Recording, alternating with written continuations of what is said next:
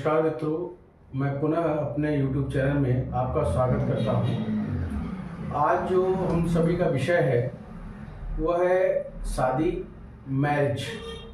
मैं पूरा ये प्रयास करूंगा कि एक ही वीडियो में आपको promise of marriage, denial of marriage, delay of marriage and second marriage and divorce, इन सबको एक साथ एक ही वीडियो में बताने का प्रयास करूंगा।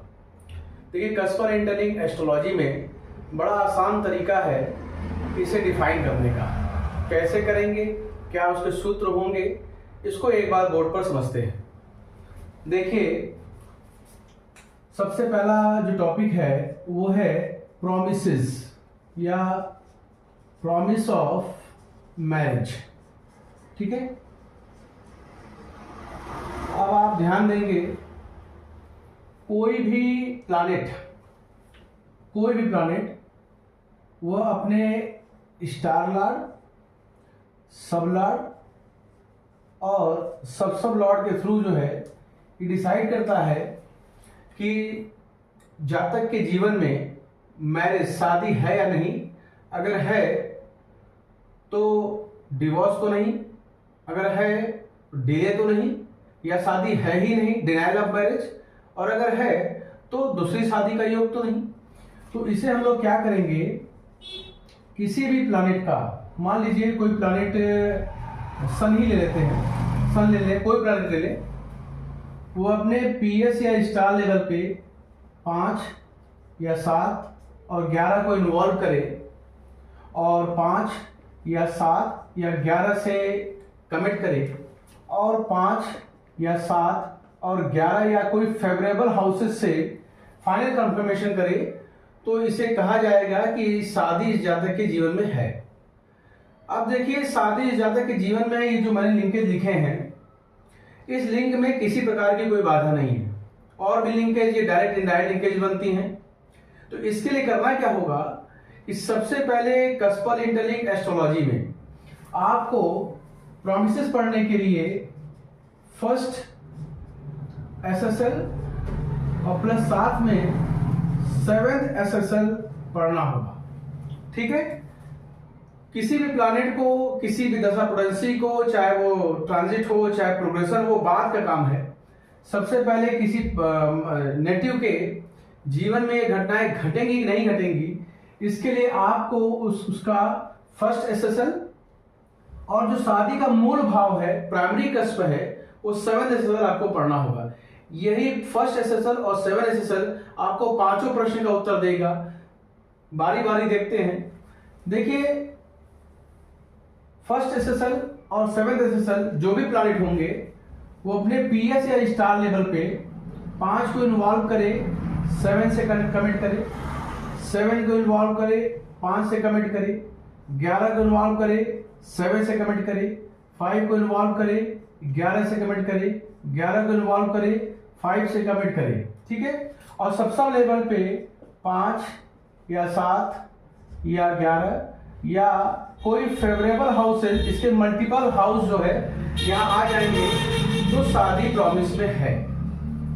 इसको समझेंगे हम लोग। फर्स्ट और 7 दोनों एसएसएल की बात कर रहे हैं। अगर दोनों में से किसी ने ना बोल दिया तो समझ जाइएगा शादी नहीं होगी। तो अगला टॉपिक है शादी होगी कि नहीं होगी, उसको हम लोग अभी आगे देखेंगे। तो प्रॉमिस ऑफ मैरिज देखने का सबसे आसान तरीका है कि फर्स्ट एसएसएल और 7th एसएसएल अपने पीएस या स्टार लेवल के थ्रू 5 या 7 या 11 को इन्वॉल्व करे और 5 या 7 या 11 से कमिट करे और फाइनल कंफर्मेशन में 5 या 7 या 11 या कोई फेवरेबल हाउस या मल्टीपल हाउस अगर हो जाता है, शामिल हो जाता है, तो इसे बोलेंगे कि इस जातक के जीवन में मैरिज है, शादी है। अब दूसरा जो प्रश्न है वो ये है कि मान लीजिए डिनायल ऑफ मैरिज देखते हैं। दूसरा देखते हैं, डिनायल ऑफ मैरिज। तो सेकंड है आपका denial of marriage. Denial of marriage क्या है, इसको समझेंगे। डिनायल ऑफ मैरिज का मतलब है कि शादी इस जातक के जीवन में है ही नहीं।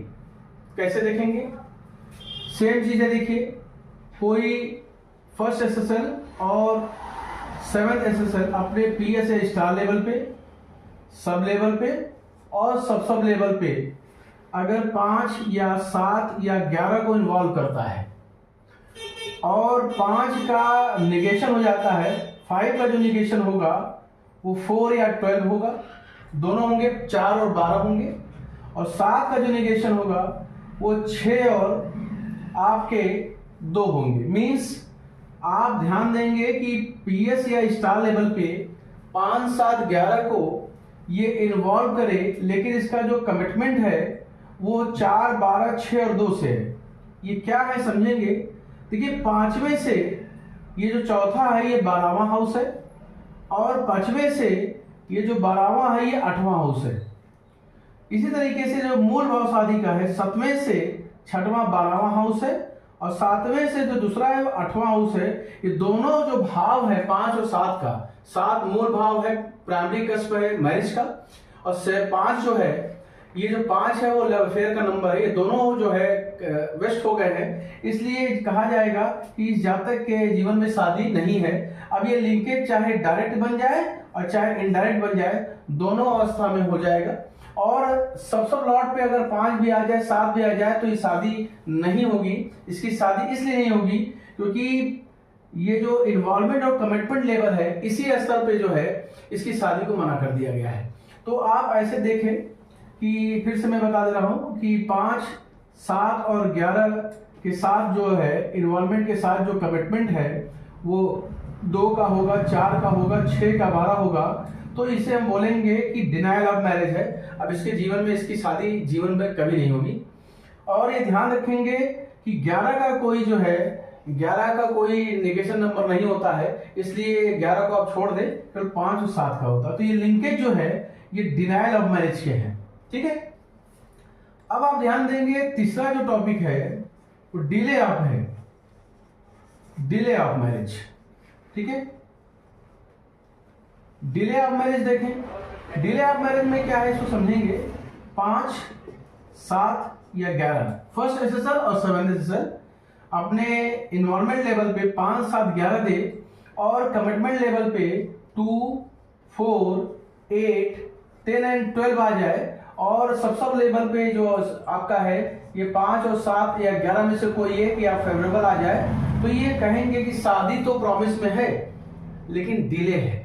डिले क्यों बोला जा रहा है, ध्यान देंगे दोनों में अंतर ये है कि जब आपका इन्वॉल्वमेंट के बाद कमिटमेंट लेवल पे 6 का इन्वॉल्वमेंट नहीं होता, जो कि 7वें का 12वां हाउस है, सॉरी 7वें का 12वां हाउस है, अगर ये इन्वॉल्व नहीं होगा तो समझ जाएगा marriage is promise but delay, मतलब शादी तो जीवन में है लेकिन वो डिले होगा।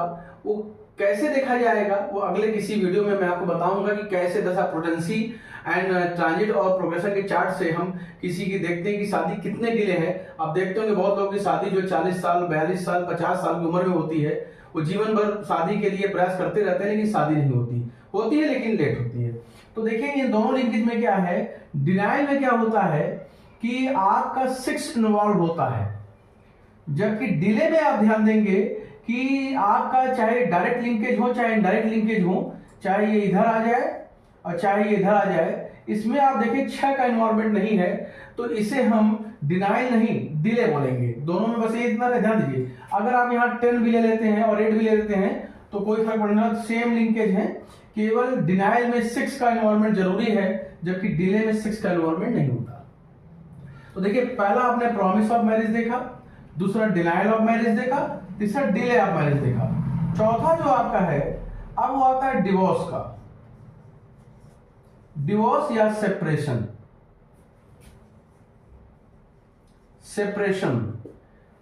डिवोर्स और सेपरेशन का मतलब है कि पहले शादी होगी फिर सेपरेशन होगा फिर डिवोर्स होगा, तो ये दोनों लिंकेज एक हो जाएंगे। कैसे देखिए, फर्स्ट एसएसएल 7th एसएसएल अपने पीएस स्टार लेवल पे 5 या 7 या 11 को इन्वॉल्व करेगा, और कमिटमेंट लेवल पे 5 और 7 या 11 का कमिट करेगा, साथ में वो 2 एंड 4 एंड 6 एंड 12 में भी जाएगा। मींस जातक का फर्स्ट एसएसएल एंड 7 दोनों ध्यान रखिएगा अपने पीएस या स्टार लेवल पे शादी वाले भाव में 5, 7, 11 को इन्वॉल्व करेंगे, या 5 को या 7 को या 11 को इन्वॉल्व करेंगे, और कमिटमेंट लेवल पे 5 या 7 या 11 में जाएंगे, और साथ में ध्यान देंगे डिवोर्स के जो नंबर हैं वो ये है जो आपने यहां देखा कि डिनायल ऑफ द मैरिज वाला जो नंबर है वो 7 में चलेगा। यहां पर भी आपका 5, 7 और 11 होगा, और 2n, 4n, 6n, 12 आएगा, तो समझ जाएगा कि जब तक कि पहले शादी तो होगी लेकिन फिर उसका डिवोर्स भी होगा। तो 4 कंडीशन मैंने बताया। प्रॉमिस ऑफ मैरिज आप देख रहे हैं, डिनायल ऑफ मैरिज ये भी मैंने बताया, डिले ऑफ द मैरिज में आपने देखा कि डिनायल ऑफ मैरिज की लिंकेज है, केवल इसमें 6 का इन्वॉल्वमेंट नहीं होगा, मतलब शादी होगी लेकिन ठीक है इसमें 6 का इन्वॉल्वमेंट नहीं होगा। डिवोर्स में आपने देखा शादी और डिनायल ये दोनों आपके ऐड हो गए हैं, तो ये डिवोर्स के लिंकेज है। अब सबसे अहम प्रश्न ये है कि नेटिव आपसे जरूर पूछेगा कि यदि मेरा डिवोर्स है या मेरा डिवोर्स हो गया है तो अब मेरी क्या दूसरी शादी मेरे प्रॉमिस में है। तो इसके लिए आपको क्या करना होगा, आप देखेंगे बोर्ड पर, इसको आप लोग स्क्रीनशॉट ले लीजिएगा या नोट कर लीजिएगा। देखिए सेकंड मैरिज को देखना भी कस्पल इंटरलिंक एस्ट्रोलॉजी में आसान है। अब आप क्या करेंगे, पहली शादी का जो मूल भाव है प्राइमरी कस्प 7 है, अब आप इसके साथ 9th SSL को भी जोड़ेंगे, +9 SSL। अब क्या होगा कि पहला और 7वां, पहला तो अटेंडेंट है और 7वां जो पहली मैरिज है इसमें क्या होगा कि 9 का भी इन्वॉल्वमेंट आप ले लें, 9 का भी ध्यान दें। लिंकेज कैसे करेंगे, सेम तीनों के लिए 5 को इन्वॉल्वमेंट करके 9 से कमिट करेगा, और फाइनल कंफर्मेशन में या 5 या 7 या 9 या 11 या फेवरेबल या तो आप कह सकते हैं मल्टीपल भाव आ जाए, और 9 का इन्वॉल्वमेंट करके 11 से होगा, 11 का इन्वॉल्वमेंट करके 9 से कमिट होगा, इसी तरीके से 7 का इन्वॉल्वमेंट करके 9 से होगा, 9 का इन्वॉल्वमेंट करके 7 से होगा, 9 का इन्वॉल्वमेंट करके 5 से होगा, एंड 9 का इन्वॉल्वमेंट करके 11 तो आपने देखा ही 11 + 7 से होगा। तो मीन्स कहने मतलब ये है कि जिस तरीके से पहले और 7वें जो SSL को आप चेक करते हैं उसी तरीके से आप देखेंगे कि 7वां जो SSL है जो प्राइमरी जो कस्प है पहले शादी का वो 9 को भी इन्वॉल्व करे, और साथ में 9वां जो है वो 7 इन्वॉल्व करे, 7 9 को इन्वॉल्व करे और 9 7 को इन्वॉल्व करे, तो सेकंड मैरिज भी प्रॉमिस में होगी।